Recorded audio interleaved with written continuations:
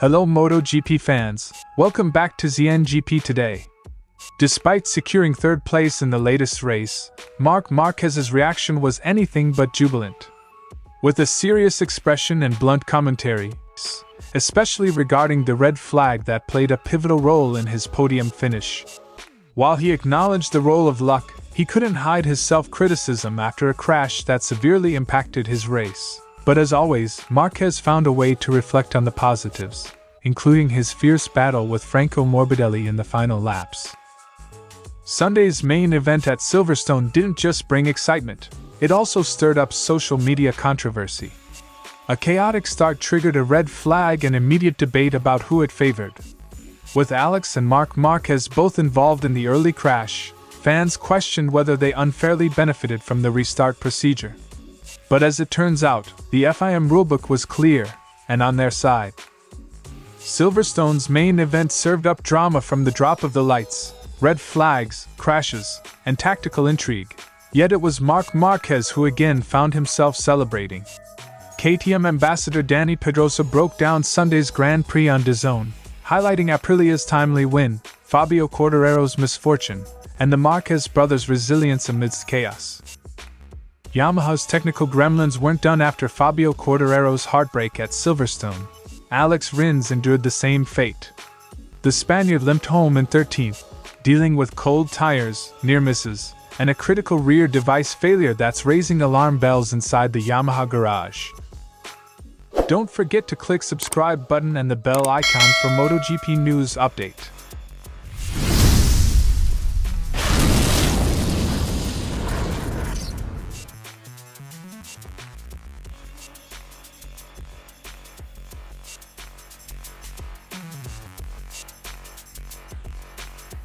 When Marc Márquez crossed the line in third place, there was no euphoric celebration. The Spaniard's expression was serious, a stark contrast to the usual joy that accompanies a podium finish. For Márquez, the race didn't unfold the way he had hoped, and he made it clear that his result came with a significant asterisk. "I'm not one of those people who say, well, yeah, I'm third. Something that wasn't in our hands, that red flag, saved the day. That's why I was angry and only thought about that, not the 16 points," Marc Márquez said. As the initial frustration settled, Márquez took a more tempered view of his performance. He acknowledged the luck factor in play, especially given the circumstances of the race. After a crash that dropped him down the order, finishing on the podium was a result he could still appreciate, albeit reluctantly. Sometimes you have to have that kind of luck on your side.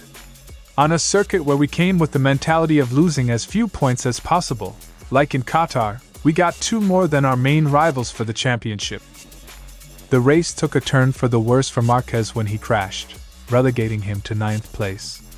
Reflecting on the incident, he explained how an unexpected movement of the bike in a high-speed corner led to a loss of control and, ultimately, the crash. "That crash cost me almost the entire race. Without that, I would have been with Bezzecchi and Quartararo, who were the two fastest. I would have been there in third place." He elaborated on the incident, describing it as a shimmy that forced him into a reactive, rather than proactive, response. "I should have calculated that with that movement I would have had to brake earlier. I was thinking more about not being passed from behind than about what had happened to me with the brake." Despite the early setback, Márquez engaged in a thrilling battle with Franco Morbidelli over the final laps. The two riders exchanged positions 3 times in an exciting duel for the final podium spot.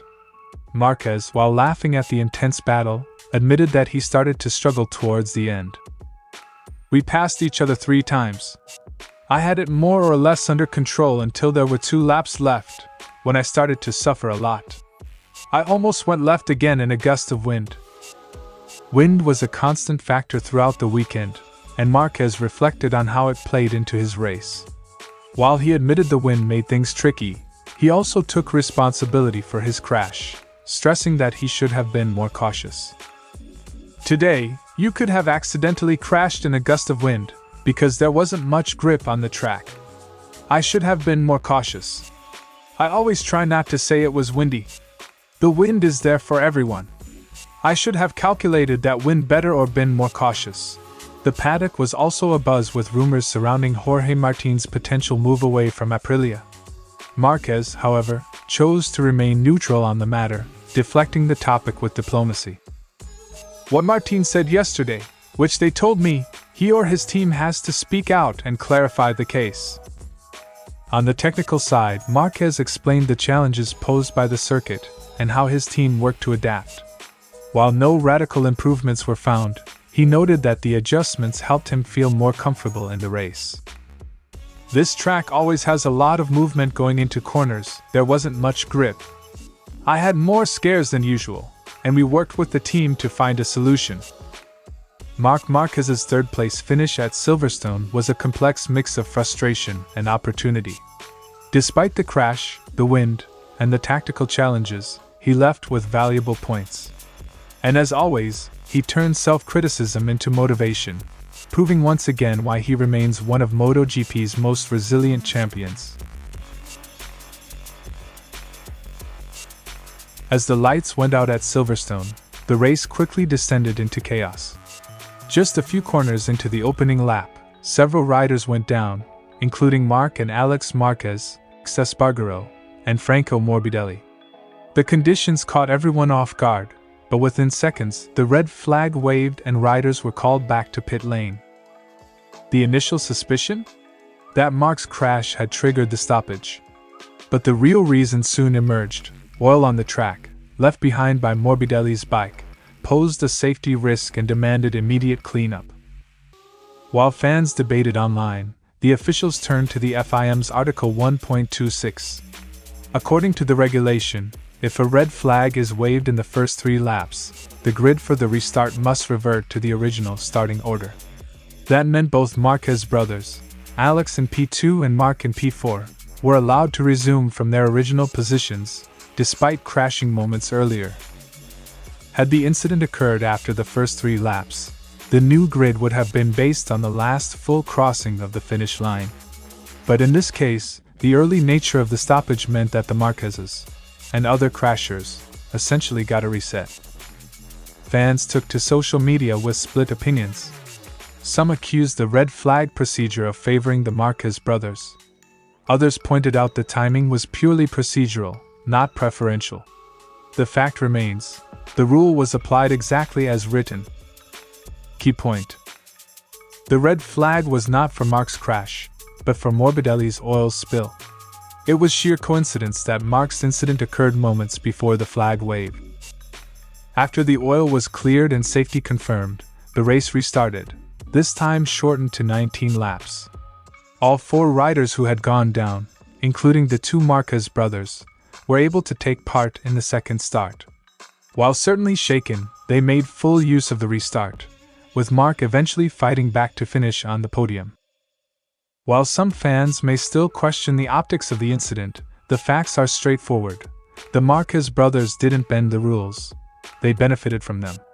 The early red flag at Silverstone wasn't about favoritism, but about following protocol. And in Moto GP, timing isn't just everything. It can sometimes mean the difference between crashing out and standing on the podium.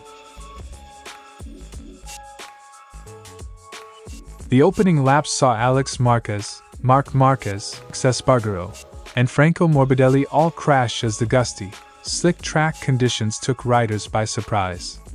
A red flag, triggered by Morbidelli's oil spill, not Marc's tumble, halted proceedings after just 2.5 laps. When the race restarted over 19 laps, the drama only intensified. The restart gave us another crazy race that delivered excitement until the last lap. Pedrosa statement. Aprilia capitalized spectacularly, with Marco Bezzecchi seizing victory and delivering a morale boost for the Noali factory amid Jorge Martin's contract saga. Pedrosa praised the team's performance and timing, coming just as Aprilia needed to prove its bike's winning potential. As Massimo Rivola said, he sent a message of hope to Jorge Martin. This result comes at a great moment, especially since Bezzecchi moved from Ducati last year. This win gives the team a real boost. Despite his own crash and a tough restart, Marc Márquez clawed back to third. Pedrosa marveled at Marc's ability to convert adversity into points, even when conditions and circumstances were against him.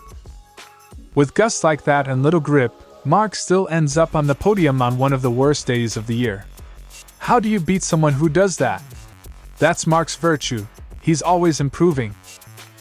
Fabio Quartararo looked set to inherit the lead after Bezzecchi but was undone by a technical failure. Pedrosa noted that with over 4 seconds in hand, Quartararo had a 95% chance to win. Only mechanical gremlins stood between him and victory. He had it made, same tires as Bezzecchi, massive advantage, but a technical failure cost him the win. Pecco Bagnaya's slump continued, as another poor weekend left the reigning champion searching for form. Pedrosa advised looking beyond the standings to rider confidence and feeling with the bike, areas Bagnaia must regain to turn his season around. I'd stop focusing on points and stats, and focus on feeling. Once Pecco recovers his attitude and connection with the bike and team, the results will follow. Sunday at Silverstone delivered all the elements of classic Moto GP mayhem, and yet, amidst red flags and mechanical dramas, Marc Márquez stood on the podium again. For Pedrosa, it underscored the importance of adaptability, resilience, and seizing moments, traits that define champions in changing conditions. Rins was off to a solid restart, hovering around 7th and 8th place, but his race quickly began to unravel. First came a close call with a crashing Bagnaia, followed by a near off-track moment at turn 9 that cost him precious time. It took us a long time to warm up the tires. I almost clipped Bagnaia. When he crashed, I had very little chance and lost several positions. Then I was behind a rider and at turn 9, I almost flew off the track, Alex Rins said. Like Quartararo, Rins suffered from Yamaha's chronic tire warm-up problems. While teammates found early grip, Rins struggled to generate heat, casting doubt on the consistency of the M1's performance. We're not able to warm up the tire. Jack and Fabio, on the same bike, were super fast at the start. And I couldn't. I don't understand why. We have to find out why. Things went from frustrating to dangerous in the final sector. Rins suffered a failure of the rear height device, the same malfunction that cost Quartararo the win, right as he was regaining places. On the last lap, when I had passed Binder and Rull, it broke. The same thing happened as Fabio. Luckily, it was the last 3 corners, but I lost position to Rull and Binder. Rins detailed how the failure is not just performance limiting, but potentially hazardous. When the device fails, oil leakage and unstable bodywork can compromise rider safety, a situation Yamaha cannot afford to overlook. It's impossible to drive, because you don't know if oil is dripping onto the wheel. Then everything starts to hit you, all the wings and everything. Rins noted a recurring trend. Yamaha seems to gain strength in the second half of races, but falters early. That uneven performance is costing results, and he insists the team must find answers fast.